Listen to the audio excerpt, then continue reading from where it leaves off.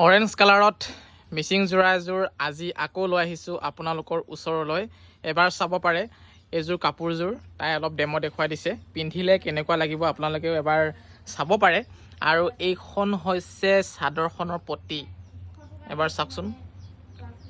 চৰি পতি বোলে, চাদৰখনৰ ফুলৰ ডিজাইনটো আপোনালোকে এবাৰ চাওক। মানে বিহু আহি আছেতো, মোৰ মুখৰ পৰা মানে যি টি কথা ওলাই গৈছে। আৰু এয়া হৈছে পতি, এয়া হৈছে পতি, অলপ চাইজ কেইটা বহল ধুনীয়া ধুনীয়া আৰু বহল হ'লে দেখিও ভাল লাগে বাৰু কাপোৰযোৰ যেতিয়া চিলাই পিন্ধিয়ে। আৰু ব্লাউজ পিচটো বহুত ডাঙৰ আকৌ, মানে শকত মানুহৰ কাৰণে ব্লাউজ পিচটো ধুনীয়াকৈ হৈ যাব।